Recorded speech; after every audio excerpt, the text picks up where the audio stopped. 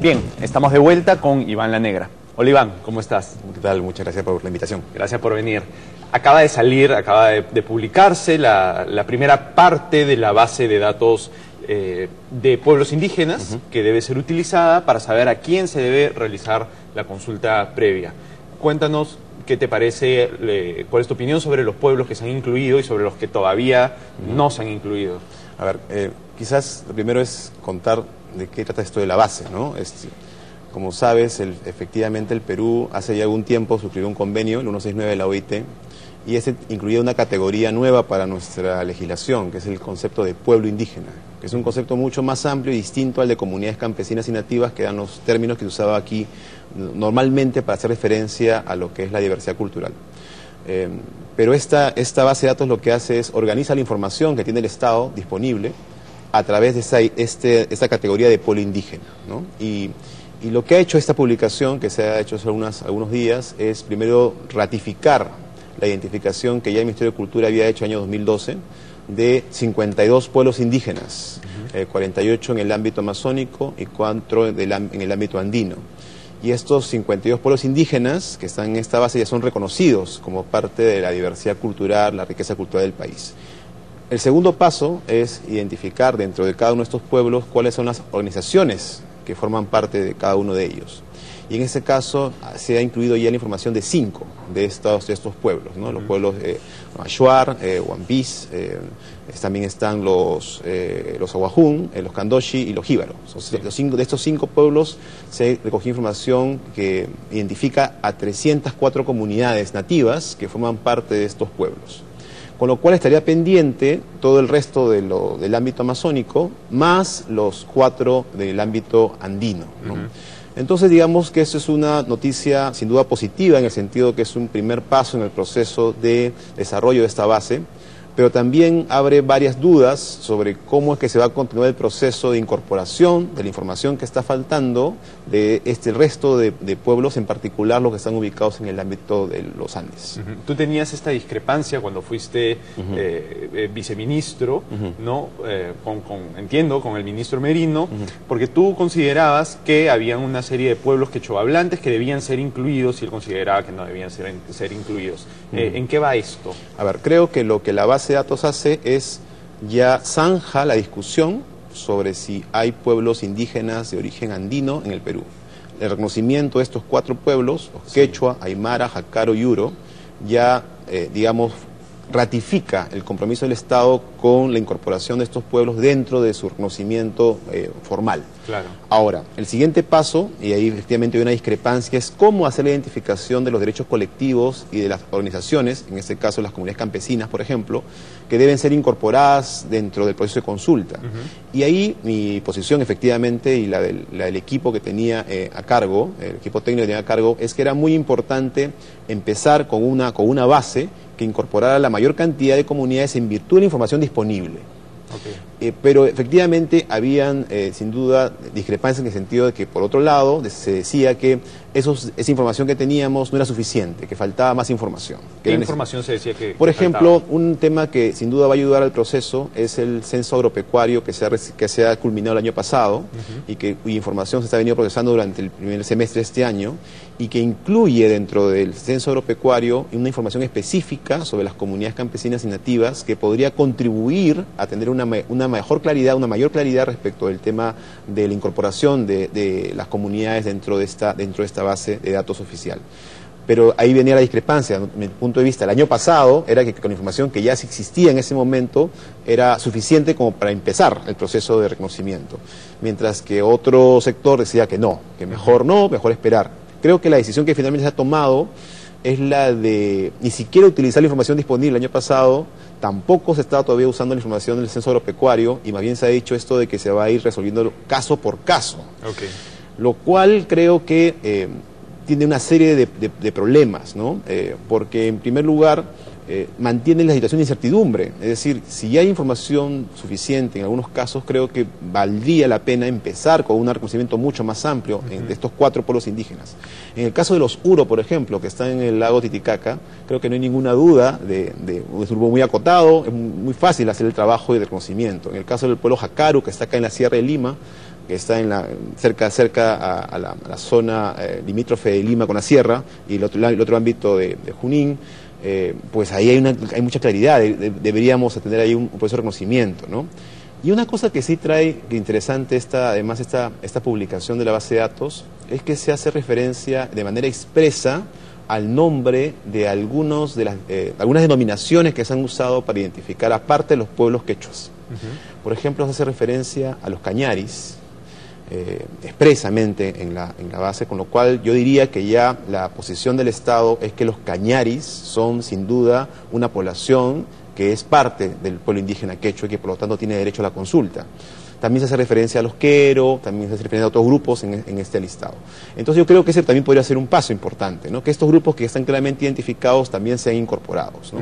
Y desde luego la información del censo agropecuario, sin duda, que ya está disponible, esperemos también ayude a ese proceso. Claro.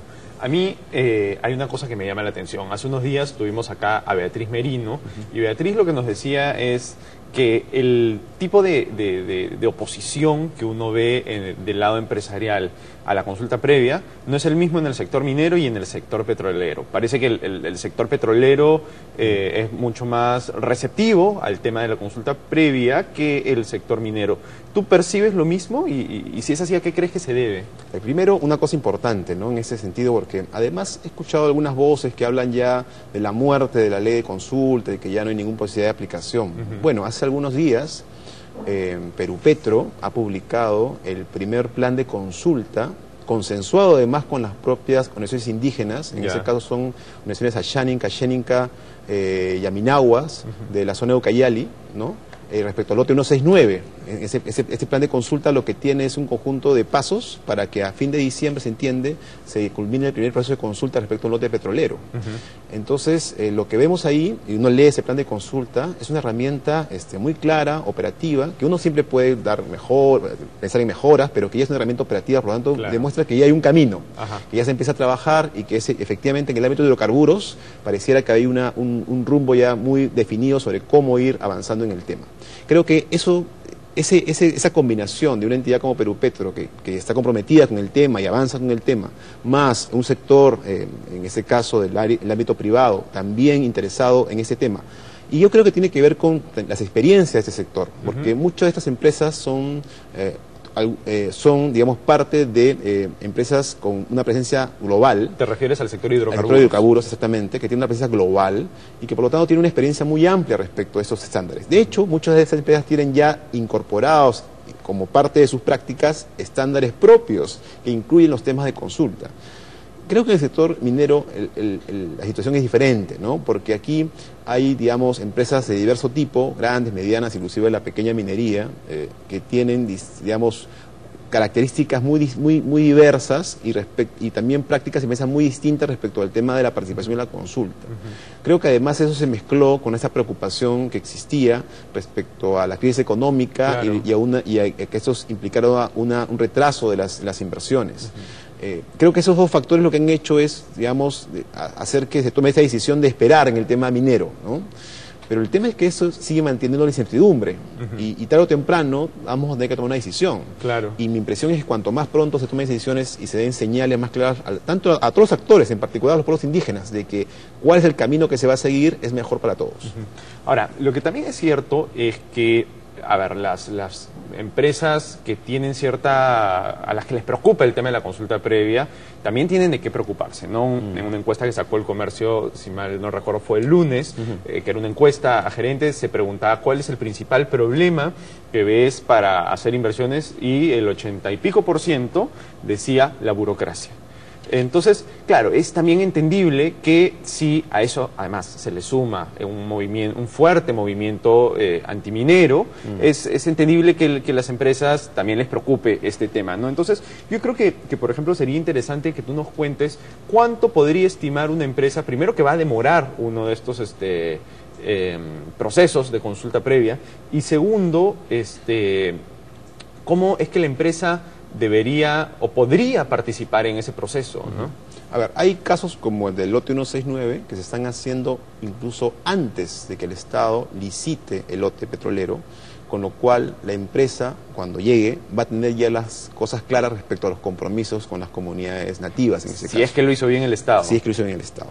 Respecto a los tiempos, este plan de consulta plantea de que entre el mes pasado, el mes de octubre, que acaba de terminar, y diciembre debería llevarse a cabo la consulta, lo cual estamos hablando de periodo de un par de meses de trabajo.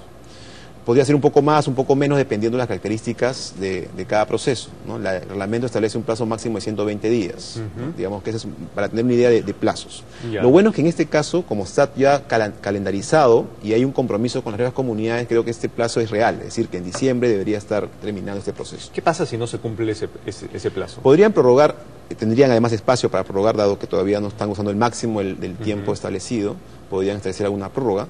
Pero eso dependerá del proceso, ¿no? La idea es no alargar excesivamente ese tema. Ahora, en el caso del lote 192, el ex lote 1AB, más bien ahí el proceso de iniciar la consulta está demorando, ¿no? En realidad eso se anunció hace septiembre del año pasado, y ya pasó un año, y todavía no se ha podido empezar, igual que como el caso del lote 169, la planificación ya detallada del proceso, en realidad porque las comunidades en ese caso, que son quichuas y achuar, han solicitado que antes de empezar la consulta se resuelvan algunos temas pendientes que tienen con el Estado. El tema de pasivos ambientales, el tema de titulación, temas sociales que están pendientes, entonces lo han considerado como un requisito previo. Entonces yo creo que no hay un plazo fijo establecido para todos los procesos, pero esos casos, como uno ve, son casos excepcionales, o sea, son casos, digamos, serán unos cuantos dentro del número total de procesos,